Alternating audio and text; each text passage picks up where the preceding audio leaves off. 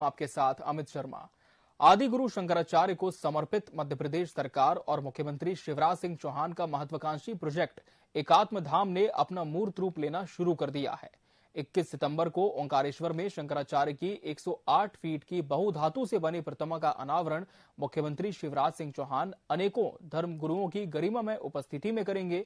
शंकराचार्य के बाल स्वरूप में आकार ले चुकी 108 फीट ऊंची 3 धातुओं से बनी 100 टन वजनी प्रतिमा को नर्मदा के किनारे मानधाता पर्वत पर लगभग 11.5 हेक्टेयर भूमि पर स्थापित किया जा रहा है।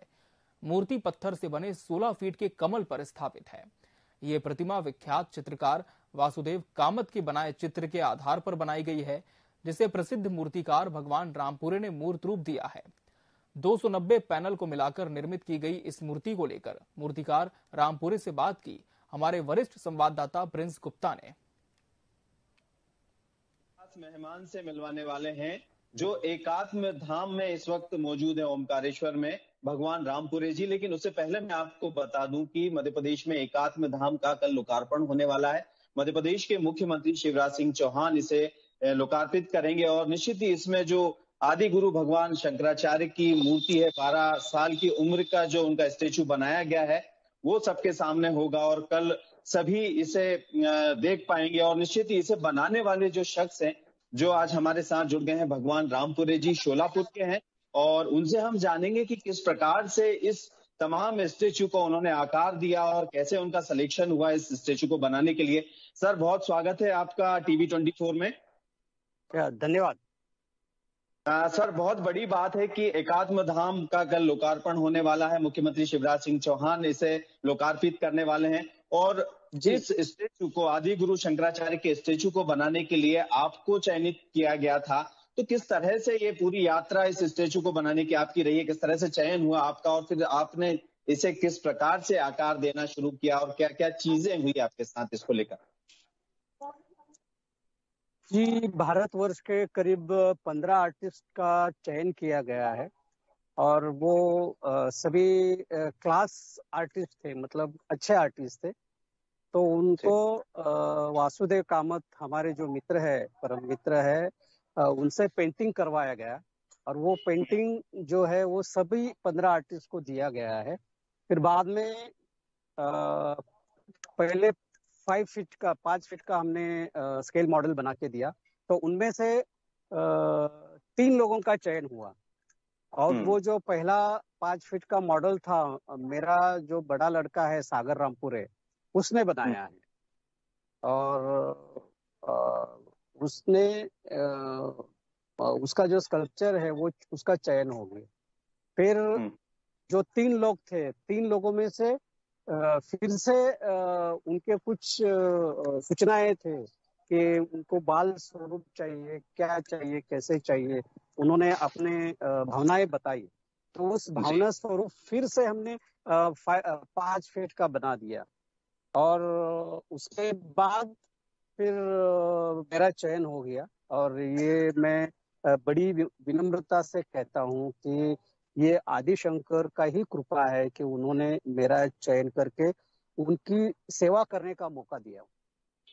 जी बिल्कुल, आपके पीछे हम देख पा रहे हैं आदि गुरु शंकराचार्य का 12 वर्ष की उम्र का जो बाल स्वरूप आपने तैयार किया है, बहुत अद्भुत है। और हमें दिखाई दे रहा है आपके पीछे की बहुत बड़ी प्रतिमा 108 फीट की है और 100 टन वजनी प्रतिमा है। बड़ा मुश्किल काम पूरे जी आपके लिए रहा होगा कि इतनी बड़ी प्रतिमा को आकार देना। वैसे तो आप बहुत ही अच्छे चित्र मूर्तिकारों में माने जाते हैं, देश के कई मूर्तियां आपने बनाई है, लेकिन हम आदि गुरु शंकराचार्य की भाव भंगिमाओं की बात करें, उस स्वरूप की बात करें जो उनके बचपन को, 12 साल की उम्र को दिखाता है, बहुत मुश्किल भी रहा होगा कुछ ना कुछ आपके लिए यहाँ पर। नहीं, कला आर्टिस्ट को मुश्किल कुछ होता नहीं है, बस वो साधना अवस्था में जाना होता है।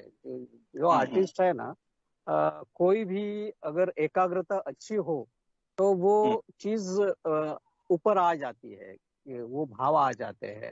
तो बस हमने अपनी तरफ से कोशिश किए, हम उपस्थित रहे, उनसे प्रार्थना किया। हर रोज करीब 3 या 4 बजे हम सवेरे उठते थे, जब उसके जो स्केल मॉडल, जो पहला मॉडल होता है ना, वो जिसमें भाव लाना होता है, तो उस वक्त वो जो साधना है और बस ऐसे कहिए ना कि ये उन्होंने ही करवा लिया है। वो हम बस निमित्त है। जी जी, बिल्कुल आप निमित्त हैं और निश्चित ही आदि गुरु शंकराचार्य की कृपा रही कि उनके इस स्वरूप को आप आकार दे पाए। लेकिन इसके आकार प्रकार की हम बात करें, डिजाइन की हम बात करें, तो बहुत ही सुंदर दिख रहा है, बहुत ही अद्भुत दिख रहा है। और इस आकार में इस तरह के मूर्त रूप को, शिल्प को मूर्त रूप देना बहुत बड़ी बात होती है। उसके जी बारे में थोड़ा। धन्यवाद। अभी लेकिन जो स्केल मॉडल होता है जो छोटा, उसमें ही वो सब भाव आ गए हैं।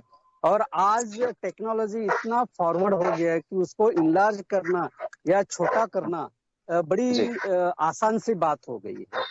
तो ऐसे ऐसे मशीनरी आ गए हैं कि उसको हम कंप्यूटर पे क्या कहते हैं उसको, हाँ, उसको इनलार्ज कर सकते हैं, डिजिटल स्कैनिंग कर सकते हैं। स्कैनिंग होने के बाद अभी मेरे शोलापुर में इतना बड़ा स्कल्पचर धातु में, मेटल में कन्वर्ट करने का ये सुविधा नहीं है मेरे पास। 20 या 25 फीट तक हम करते हैं। तो इसीलिए फिर न्यास ने ये तय किया कि चाइना में इसका कास्टिंग हो, मेटल में कन्वर्ट करना। जो हमने मूर्ति बनाई उसको मेटल में कन्वर्ट करना, जैसे वल्लभ भाई पटेल का जिन्होंने किया है, उसी कंपनी को चाइना में हम दिए। और मैं खुद वहाँ 1 महीना चाइना में रह के वो काम किया है। आप क्या कहेंगे कि कल ये लोगों के सामने जाएगी, और एक तरह से एक मूर्तिकार के लिए बहुत बड़ी बात होती है कि उनका बनाया हुआ कोई भी मॉडल या कोई भी मूर्ति अपने आप में लोग जब उसको सराहते हैं, उसको कहीं ना कहीं अप्रिशिएट करते हैं, तो बड़ा एक रिवॉर्ड होता है।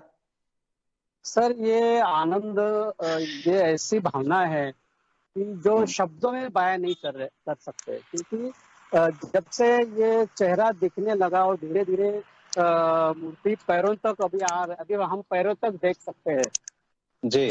तो जैसे ही हमने चेहरा खुला हुआ देखा तो मेरे आंखों में आंसू आ गए। मैं अपना आनंद बयां नहीं कर सकता हूँ, क्योंकि मैं तो ऐसा लग रहा है कर जब मेरा नाम अनाउंस होगा ऊपर बुलाने के लिए, तो मैं ठीक से चल पाऊंगा या नहीं पाऊंगा, इतना भाव विभोर हो गया हूँ। जी बिल्कुल, यानी भावुक हो। जी जी बिल्कुल, भावनात्मक अटैचमेंट इस स्टेचू से, भगवान आदिशंकर की इस मूर्ति से आपका हो गया। और बनाते वक्त जो आपने कहा, जैसा कि एक आध्यात्मिक ऊर्जा आपको मिली है, उनकी कृपा रही है, जिस कारण आप इसे साकार रूप में यहाँ तक पहुंचा पाए हैं और इतना कर पाए हैं। उसके अलावा तकनीकी कई पहलू आपने बताए कि बहुत सारी चीजें जो 100 लोगों की से भी अधिक की टीम है, जिसके जरिए आप इसको इतना निर्माण इसका कर पाए। एक्सप्रेशन के साथ धार्मिक उनकी जो चीजें हैं, उनका पहनावा है, उनके तमाम चीजें हैं, उसका भी बहुत ख्याल रखा गया है। और खासतौर से काफी विद्वानों से बात की गई है, तो उस पर क्या आप कहना चाहेंगे? जी सर, यहाँ पे इतने बड़े बड़े विद्वान हैं, वासुदेव कामत सर है, और हमारे मित्र भट्टी साहब है, मनीष जी है, कौशल जी है, और हैदराबाद से प्रसाद जी भी आए हुए हैं। इन सभी लोगों का विचार से, और मेरा लड़का, मेरा परिवार में भी आर्टिस्ट ही है सभी लोग। मेरा छोटा लड़का भी इस काम में 1 साल से लगे हुए हैं।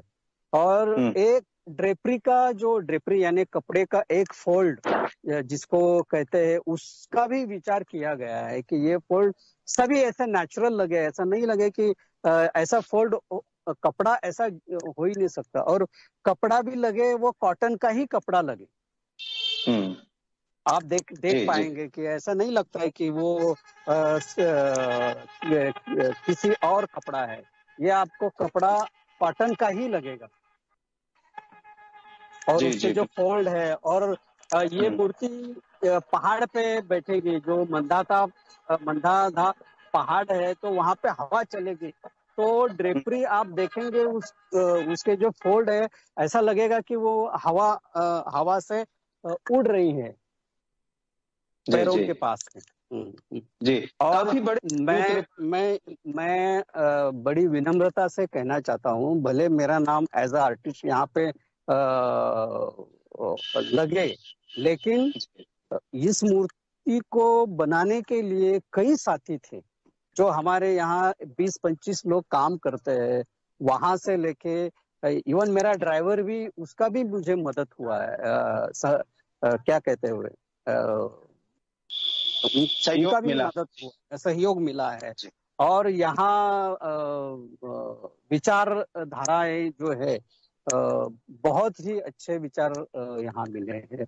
जो जिसके भाव जब करेक्शन के लिए आए थे बॉम्बे, तो उसके जो एक्सप्रेशन है, उसका जो बाल स्वरूप है, और कई रेफरेंसेस लिए मेरे दोस्तों के बच्चे, या उसकी जो स्माइल है, बहुत लोगों का अभी नाम बताना मुश्किल है, लेकिन मैं ये कहता हूँ रेफरेंस यानी जिस फोटो का सहारा लिया हमने, जो स्माइल चाहिए, जो बच्चे का स्माइल, और सिर्फ बच्चे का ही स्माइल नहीं, जो उस बच्चे में नॉर्मल बच्चा नहीं है, वो एक तपस्वी है। वो जो तपस्वी है, उसके आंखें ऐसे लगने चाहिए कि वो तपस्या किया है। अभी पता नहीं, अभी नहीं, ये नीचे से लाइट दिख रहे, तो वो भाव आपको अभी पता नहीं चलेगा। आप कल सवेरे देखेंगे तो उनके चेहरों का, उनके आंखों में भी वो ध्यान का जो एक विरक्ति होता है, ध्यान करने के बाद, वो विरक्ति आपको उसमें महसूस होगी। जी जी बिल्कुल, यानी कि भावों के साथ भंगिमाओं का भी तमाम ध्यान रखा है आपने, और बहुत ही एक कहीं की कंसंट्रेशन के साथ इस आदि गुरु शंकराचार्य की प्रतिमा को आपने इस मूर्त रूप में पहुंचाया है। इसको खड़े रहने की अगर हम बात करें, तो एक चबूतरे पर कमल को भी बनाया गया है, कमल के ऊपर इनको खड़ा किया गया है। वो कैसे? जी, अभी कमल तो बन रहा है, अभी वो रेड स्टोन में है, लाल पत्थर में बन रहा है, वो अभी वो बन रहा है। जी बिल्कुल, यानी कि अभी आज कल सिर्फ 108 फीट की, मतलब पैर से लेके पादुका से लेके सर तक 108 फीट का मूर्ति का अनावरण है। उसके बाद कमल आ जाएगा, और बहुत से कुछ इनकी योजना है, और बहुत बढ़िया काम। जी बिल्कुल, बहुत बढ़िया काम है, और निश्चित ही सबको पसंद आएगा। सरदार वल्लभ भाई पटेल की प्रतिमा के बाद मध्य प्रदेश में एक आइकॉनिक प्रतिमा आदि गुरु शंकराचार्य के बाल स्वरूप की सभी को कल देखने को मिलेगी, और निश्चित ही मध्य प्रदेश के मुख्यमंत्री का एक स्वप्न था कि इस तरह की प्रतिमा, और खासतौर से ओमकारेश्वर मां नर्मदा का किनारा है, उस किनारे पर जाकर आप, और फिर स्वयं शंभु शिव महादेव वहां विराजित है, वहां पर इस तरह का एकात्म धाम का बनना अद्भुत है, अलौकिक है। इस पूरे वातावरण को लेकर आप क्या कहना चाहेंगे? जी, ये वातावरण ऐसा ही नहीं बना हुआ है। नर्मदा माँ का जो एक, जिसको हम एक बेट कहते हैं, दोनों तरफ से नर्मदा बह रही है, और यहाँ जो है आदि शंकर के 8 साल के थे तो केरला आए हैं, वो केरला से आए हैं, और यहाँ उनके गुरुजी है, गुरु का यहाँ परिचय हुआ, और 8 से लेके 12 साल तक उन्होंने अपनी शिक्षा ग्रहण की, ध्यान किया। वो शिक्षा जो है, वो जो उन्होंने प्राप्त की, उसका लोगों को प्रचार, लोगों को वो संस्कार देने के लिए गुरु के आज्ञा से 12 साल के वो यहाँ से निकले। इसलिए ये वो जगह है जहाँ उन्होंने शिक्षा ग्रहण की, इसलिए ये जगह तय किया गया। जी बिल्कुल, यानी कि आदि गुरु शंकराचार्य के दर्शन को समझने के लिए यहाँ आना होगा, और निश्चित ही उनके दर्शन को समझने की एक बड़ी जगह ये बन गई है, और एकात्म धाम अपने आप में कल लोगों के सामने होगा और लोकार्पित किया जाएगा मध्य प्रदेश के मुख्यमंत्री के जरिए। और आपने इतना बड़ा योगदान अपनी कला के जरिए दिया, वो भी हमेशा याद रहेगा मध्य प्रदेश के लोगों को और देश के लोगों को, कि आपने आदि गुरु शंकराचार्य के स्वरूप को यहाँ पर प्रकट किया अपने कौशल से, अपने हुनर से। बहुत बहुत धन्यवाद सर आपका कि आपने इतना समय दिया और अपने इस साकार स्वरूप के बारे में आप हमसे बातचीत की। और निश्चित ही कल मैं अपने दर्शकों को भी बताना चाहूंगा, कि ये मूर्ति लोगों के लिए खोल दी जाएगी। यहाँ आकर आप आदि गुरु शंकराचार्य के इस स्वरूप के दर्शन कर पाएंगे और उनके दर्शन जो आध्यात्मिक दर्शन है उससे भी रूबरू हो पाएंगे। निश्चित ही ये बातचीत भगवान रामपुरे जी के साथ जो हमने इस आदि गुरु शंकराचार्य की मूर्ति को लेकर की आपको पसंद आई होगी और आप भी यहाँ आना जब भी मौका मिलेगा पसंद करेंगे। तो अभी तक इस इंटरव्यू में हमने जो भी जाना इस मूर्ति के बारे में वो काफी कुछ है और हमारे लिए अपने आप में अद्भुत और अनोखा है। इसी तरह की खबरों के लिए और तमाम बातचीत के लिए आप देखते रहिए TV24 को।